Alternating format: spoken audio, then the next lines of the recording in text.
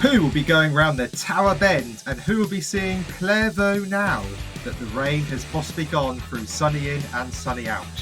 It's Croft, the preview podcast.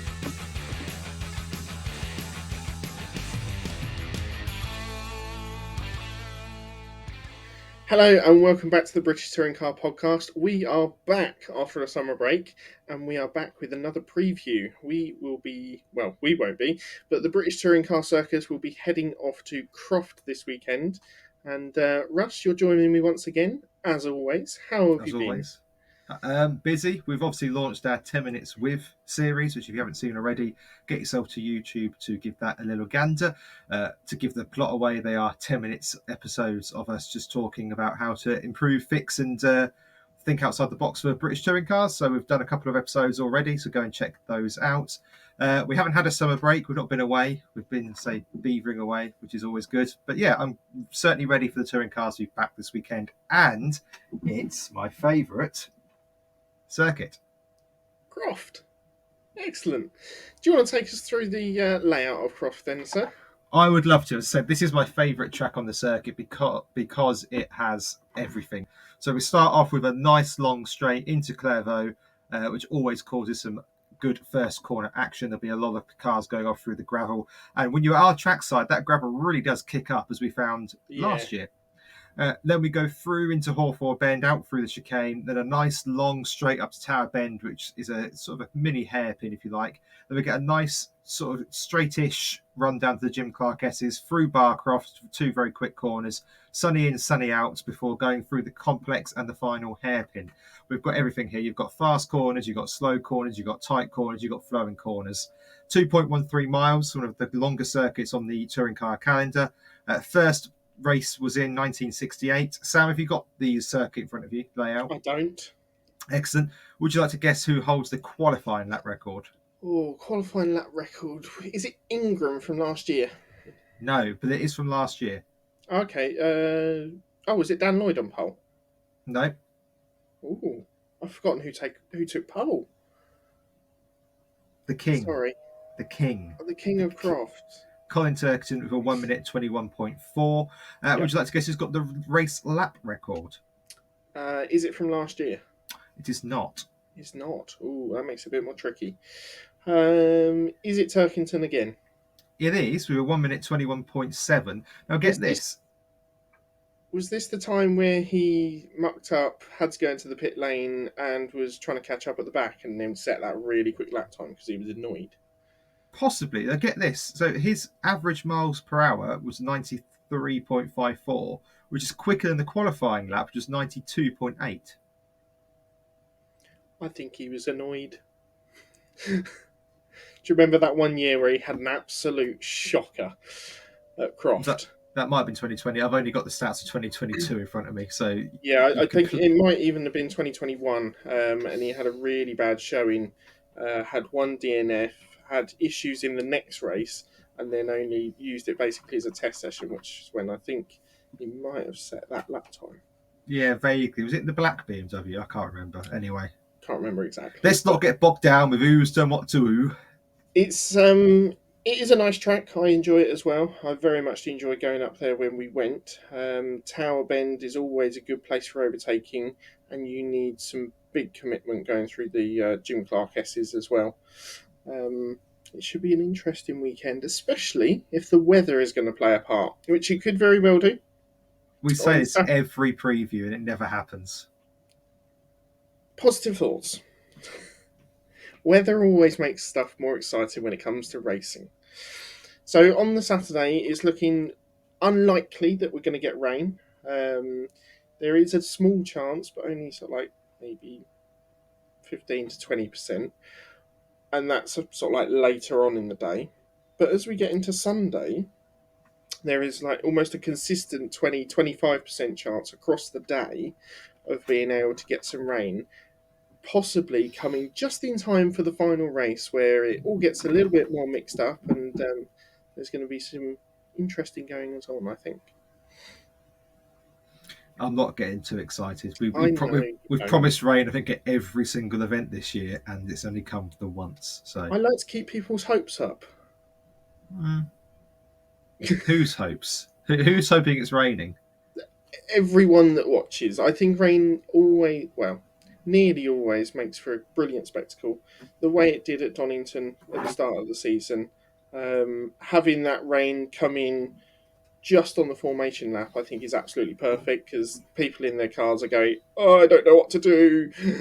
Yeah, Um, that's exactly what the onboard camera captures: is the drivers going, "Oh, what am I going to do?"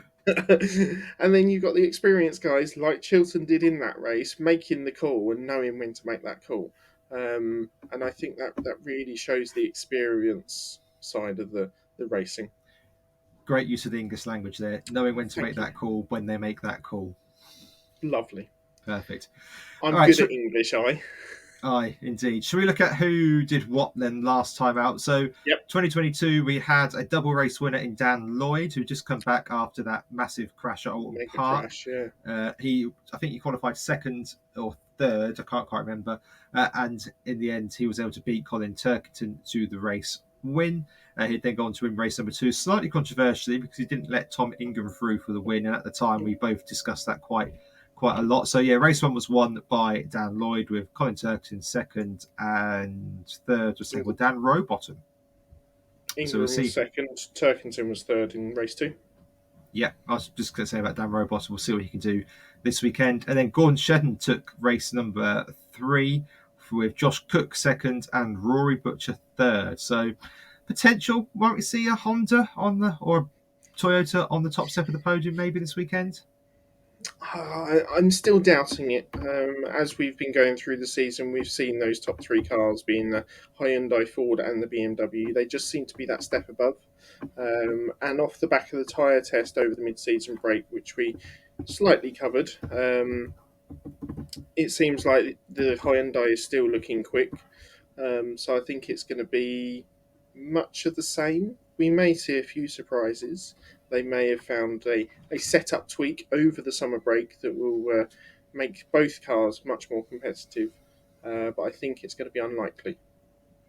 Talking of the summer break, obviously there has been some rather large and sad news over the summer break that Bobby Thompson will not be racing the second half of the season. Uh, Michael Crease will be stepping in for the remaining part. If you look at the press release, it looks to be money orientated. And how long have I got to give a little rant on this, Sam? You've got about 3 minutes. 3 minutes. I think this is absolutely terrible for racing. Yeah, I think that if you are a driver next year who's offered a seat at Team Hard, would you take it? Because if Bobby Thompson isn't safe for an entire season, then who is? Frankly, Bobby is probably the best driver they've had on their books, arguably ever, if not a close second to Jack Goff. yeah, And if he cannot keep a seat due to financial problems, now look, in Team Hard's defence, nobody expect us to be in the absolute cesspit the country's in. You know, compared to the start of the season to where we are now, we yeah, all foolishly hoped things might get better, and they clearly aren't getting better very quickly. Motorsport is expensive, completely get that. But in my mind, if you've just lost Edwards, why run six cars? Just run yeah, five, and keep your best drivers. And obviously, DeLion comes in this weekend to make his debut. Good luck to him. Nothing against him whatsoever. It just seems balmy to me that if you're struggling financially, why run six cars? I mean, we said it from the start of the season where they finish with six. I think we both said they won't, no. and that's okay. They're going to finish with six, but Well, they've lost two we've, drivers. we've still got 5 rounds left. There's no guarantee they're going to finish with six yet. Well, that is true, but I just think if you're going to end up losing a driver of Bobby's caliber, it's Yeah. just not. It's not a good look. And I think if you're any sort of driver next year who's not a rookie, why would you risk Team Hard? Like Dan Lloyd, would he be there next year? Probably not. No, and he's certainly not getting the support that he got last year from Hyundai and Bristol Street Motors when they stepped in. They knew he had talent, but they also knew that he didn't have the money to finish the season, and they stepped in and stepped up and gave him that opportunity. I can understand why that didn't continue on into this season because there was money that had to be paid back by him. So he needed to look elsewhere to be able to keep a drive on the grid, but also readjust his funds bracket basically of where he could afford to race. Whereas we know Michael Crees is able to step into this role. He's got a fair amount of cash behind him, whether that be from sponsors or of his own making. And he's a good driver. He's a good driver to have on the grid. He's a good Definitely. driver for Yeah. the championship, and one that will be very popular. But it's not the circumstances I wanted to see him coming back in. No, I don't disagree. I've got nothing against Michael Crease either at all. It just seems bonkers to me that this situation has happened. And as I think the saddest part of it is that it's not a great shock to anybody. I think when it was announced, the fact that Bobby was the one that wasn't going to be able to Yeah, complete the season that is bit was a shock. the biggest shock of Yeah, it. that bit was. But the fact that they've had financial difficulties running 6 cars wasn't the shock, was it? I think the bit that has probably done it for Bobby is the fact that he's had an engine change. I think that is going to be the big bill that has meant that he's not going to be able to compete the rest of the season. Well, again, if you ran 5 cars, Yeah, it's difficult because you have to praise hard for their longevity in the sport and the drivers they bring through and the fact they offer a chance to drivers that other teams don't. But I don't know, this one just really, it just doesn't look great. If a rookie loses their funding or whatever, then you kind of get it. Whereas if you've got someone like Bobby, to me, this is akin to WSR turning around and going, "Yeah, we can't afford you, Colin. Sorry, mate, off you go." You're losing your best driver. It'd be unthought of, wouldn't it? Yeah. And the other point is that Matt Neal's been involved in the team. So where have they got the money to bring him in, and then not got the money? I don't know. To the outside, it looks a mess. It's my personal thought. It just looks a complete and utter mess. And I don't know. It feels like another year of wasting the potential of the Cupra because Crease has now got 5 rounds to come in and learn the car and try and get something good out of it. Yeah. Is he going to take a podium? I don't think so. And that's not a slight on Crease. That's because he's not had any running in the car. Bobby's had a season and a half in this. I was going to say, it's a brand new car to him. Yeah. Yes, albeit well, he'll settle in quite nicely. He's not that rusty. Yes, he's had half a season off, but he was in the championship for the whole of last year in the Astra. And there were good performances at times, but looking at his results from last year, his highest was an 8th. So expecting him to get a podium in the Cupra, I think is a little step too far. My last point on this is congratulations, Josh Cook, 2023 Independence Champion, because that's that title done now, isn't it? That's done. Yeah, pretty much. Unfortunately. Yeah. That's another shame as well for the integrity of the championships, because that's that's done. Anyway, that's my little rant over. I'm deeply upset by it, as you can tell. Yes. On the flip side of that, Jade has obviously moved across to One Motorsport when Will Powell was relieved of all of his duties for a hush-hush reason, shall we say. So she'll be back in a more familiar car that she will know and understand. And we're hoping that we're going to see a marked improvement in her qualifying, in her racing, and probably in her happiness to be on the grid. Absolutely. Right, so if we go through then, we'll go back to the preview now. We've had our little news and rants. Look at who did well last season. Ash Sutton, who leads the championship coming into this weekend. Obviously, he's got a 6-point gap to Tom Ingram in second. He, last year here, got a sixth and a non-contested. Now, I can't remember what happened in race 3 with Sutton. No, nor can I. Did he go off turn 1? Yeah, can't remember. It's too long ago. Tom Ingram got a 4th, a 2nd, and a 7th. Jake Hill, a 5th, a 4th, and a 5th. And Colin Turkerton, a 2, 3, 6. So you'd say on previous form, Colin is the favourite to do well this weekend. He is, yeah. Obviously took pole here last year as well. But we know it's meant to be a BMW track. There's a couple of big traction zones, and as you say, yes, it certainly needs to be. The fact that Hill and Turkington are probably a good step behind the Ford and the Hyundai of Sutton and Ingram means that it does need to be a track that they excel in and need to outscore both of them, really. Yeah, so Hill is 26 points back, and that would make Colin Turkington 37 points back by my very quick and probably wrong maths. Yeah, there's certainly a gap to make up, since the top 2 are only covered by 6 points.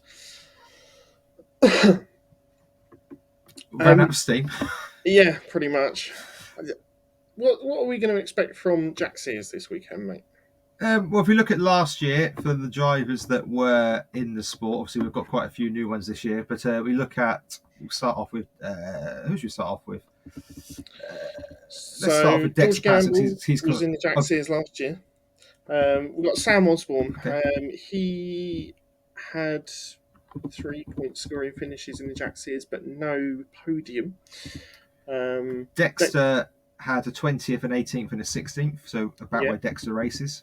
he got two podiums last year in the Jack Sears, but Bobby was in there last year, took 3 podiums, and George Gamble and Ash Hand, who's not there this season, took the other podiums. Um, yeah, so it's a bit of a lottery this weekend for Jack Sears, and it could be an important weekend as well. With Patson being at the top, slender advantage, and hasn't actually taken that many wins. I'm not quite sure how the Cooper is going to perform here either. No, I've changed my mind on my Jaxes. I had gone Osborne. I'm going to go for Pearson. Is my lookout on the base that Oh, the Hyundai does go pretty well here. It's a good does shape for the circuit, and I think that will suit him quite nicely. Osborne. Again, he should go well here, but again, every time we back Osborne or I back Osborne, it all goes wrong. I don't think I've been right with Osborne at all season. Just going up, well. no, I no, seem to have no. the same luck with Pearson, so one of our lucks might change. Yeah, we'll see if we'll swap it round this weekend and see if one of us can get it right. But yeah, Cue the review on Tuesday where Mikey Doble or Watson have won Jack Sears. yeah, the PMR card didn't go particularly well here last year. If I remember rightly, Crease and Han got involved in an incident together as well. They were involved in a crash where they both were taken out. If I remember rightly, I could be Yeah, misremembering. Ashan's best finish was 13th, and Creasy had a double retirement and 16th. So it Yeah, didn't go particularly well, but in Jack Sears, anything happened. yeah, but I'm going to go for Pearson. He's due a Jack Sears win. He's not had one for a while. Okay, then, as you said, I've gone for Osborne. I'm kind of hoping, more than expecting, that Osborne might have found a little bit of a setup tweak over the summer break and will be coming back fighting. Because, as you say, this is his last year and last opportunity to win this Jack Sears trophy. Absolutely, as he took a podium earlier in the year. Okay, so the Wingfoot Award, Sam. Who is taking the coveted pole position this weekend? Oh, I think you've got to look BMW. Um, Okay. I think it's going to probably be between the two of them. Q Sutton putting it on pole by 3/10. Yeah, of course. But I'm going to go for Hill. Okay, I'm going for Ingram. The Hyundai's good here. Yeah, So yeah, it won't surprise me if any of the top four are on pole. It's no. going to be one of those, in my opinion. But yeah, it won't shock me if it's Hill. It won't shock me if it's Sturkington. But I'm gonna go for Ingram. I feel a bit of a special weekend coming from Ingram this weekend. Okay, interesting.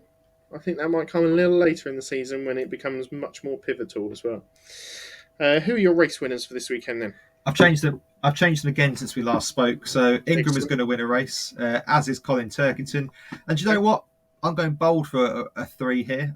I'm 1 point behind, so I need to try and claw that back using something All that's in. not necessarily obvious. Ricky Collard, Q track limits. Um, not a Croft, not a Croft. It's not an MSV circuit. It'll be all right. oh dear. No, I think race three. Yeah, I think he'll be there or thereabouts in the first two races. If he's pulled out on pole or top three, Front row sort of thing. Yeah. yeah, I think the Toyota's got the pace. He says Okay. it's going to Well, have. Surely it's got to have the pace at some point. Surely. I might be seen to be playing it safe this weekend. Then I've gone for Hill for a win as well, along with Sutton and Ingram. Um, Yeah. I know Boring. it's fairly boring, but it seems to be the trend this season. In that those top four drivers are going to be the ones that probably take the majority of the wins for the rest of the season. If you look at our general predictions, then I've gone for Crease will have a triumphant return and he will score some points. Yeah, I had originally gone for that without us having conveyed our feelings on this, but I've changed mine to see Dan Lloyd have a top 10 finish. We know that he went hit well here last season, taking that double win after that big accident he had at Alton Park. And I just have a feeling he likes this circuit. It's his home circuit. And yeah, I could see a top 10 coming from that Cupra. Woo. Top 10. No, Yours? that's fair enough. De Lion won't finish last. Or De Leon, De Lion. Okay. As So I don't in think just one of the races, or in at least one of the races he at won't least finish one of the last. races? That's Yeah, fine. he won't. And obviously out of the runners that finish. Yes, yeah. But I don't think he's going to be that far off the pace, personally. Okay, it'll be interesting. It is very much into the frying pan kind of weekend for him. Yes, Yeah, he's done some Q3 GT. retirements. Yes, he's done some GT3 racing before, but nothing really prepares you for the touring cars now, does it?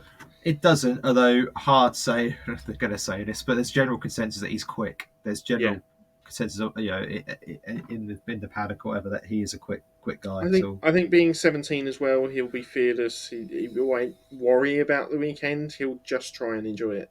yeah, probably right. And then finally, it's your turn next, isn't it? Sorry, go on. I'm going for Hill to outscore Turkington this weekend. Yeah, Battle of the BMWs, and I think Hill. Yes, he had a good weekend last time out at Alton. I think he'll try and build on that, but also Turkington had a great fight back. Um, but I think they might have just found a little turning point in that car where they might have found a setup that works. the steering wheel. Yes, that is a fairly big turning point. Well, yeah, very good. Good humour. Good to be back, Sam. I've missed this. Um, Thank you. my final prediction is that One Motorsport will outscore Toyota this weekend.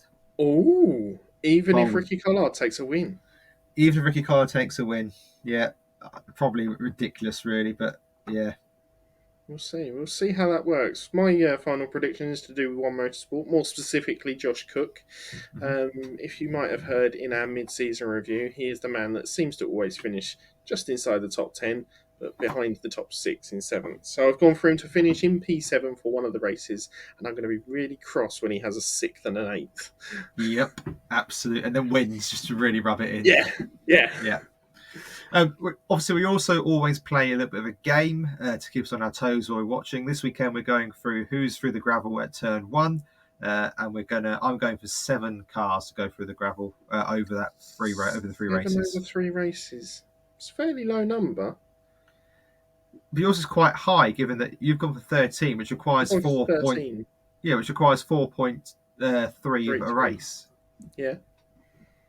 I reckon obviously we'll have to sort of like watch this together on Sunday and agree of what is going through the gravel, and we will try to count them as we see them. Yeah. Um, And are we but yeah, saying lap 1 only, or the whole race? whole race. Okay. You can get people out braking themselves, or a move diving down the inside and someone getting pushed wide. So yeah, I'm going for the whole Yeah. race, all 3 races, Okay. 13 cars. All 4 wheels have to go through the gravel, Okay. and if they don't come out the other side, it doesn't count. So if they go off into the wall and don't come out, that's not going through the gravel. Yeah, That's a because it has retirement. to be through the gravel. Yeah. Happy with that? I'm less happy on the all 4 wheels. Okay. Over half of the car has to go through the gravel. I'm not going to Yeah, get I them. think I'm not going to get the tape out, but we'll decide we've unanimously. talked about track limits already. Go and watch that one on YouTube. We have. Yeah, I'm not going to get pause and start measuring it, but yeah, okay. I think we both have to agree that half the car, or sorry, Yeah. 51% of the car is out in the gravel. Okay, Okay, yeah, that's fine. cool. Happy with that. Right, the last thing to do, of course, Sam, is when can we watch the races this weekend? What is the We can timings? rewatch them at the weekend. Saturday we Yes. have qualifying. Yes, Qualifying's so have clever. generally been later this season, round about 20 to 4. Well, it's a good guess, but you're completely wrong because am the I? qualifying is at 25 past 5. So 25 past 3, rather. 25 past 3. I was going to say. I was not far off. Well, you're in the right day, yeah. Race 1 is at 12:10. Race 2 is at 14:35. and race 3 is at 5 o'clock with a Legends Elite race afterwards. So that's quite good. If you're trying to Yeah, leave Croft, that's that'll quite help. good. That'll help people getting out at the end as well. Absolutely. Because I think when we went, they had a race after the touring cars as well, and that helped us get out. Can't remember if that was at Alton or if that was at Croft. Can't remember. Your final thoughts on the weekend, then, mate? What are you expecting or hoping for? Good racing, good hard racing. It's not going to be a bore fest, I don't think, and we're going to get a lot of action this weekend. We're getting to the crunch time of the season, and Ash Sutton needs to start thinking about the percentages. No more pit wall start line accidents. He's really got to knuckle down this weekend, because if you listen to our mid-season drive grades, he's not my driver of the season at the minute. Ingram is, and he's hot on Ash's tail. He is very much. He seems to be keeping the deficit of points to an absolute minimum, and then he's made the most of when Sutton hasn't finished. I can go full Kevin Keegan here. Sutton's got to go to Knockhill and get a result, and I would love it if Ingram beats him as he drinks from a Napa mug. Yeah, my thoughts this weekend. I think we might see a few retirements this weekend. Cars are well used by this point, midway through the season. But I'd like to see a little bit more competitiveness in that midfield area. So, One Motorsport, the Toyota Speedworks, Cupra's being mixed in there as well, along with the Astras, which are pleasantly surprising us this season.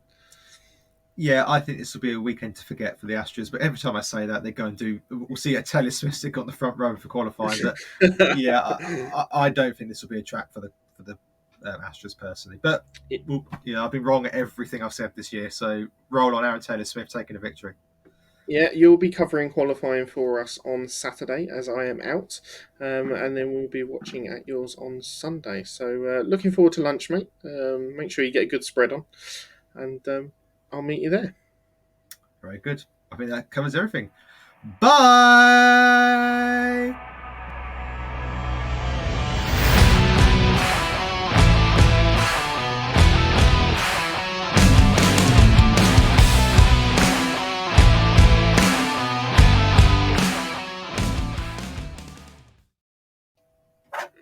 Oh dear. Just for the people on YouTube, this is some of the bloopers that we have to go through before we start recording.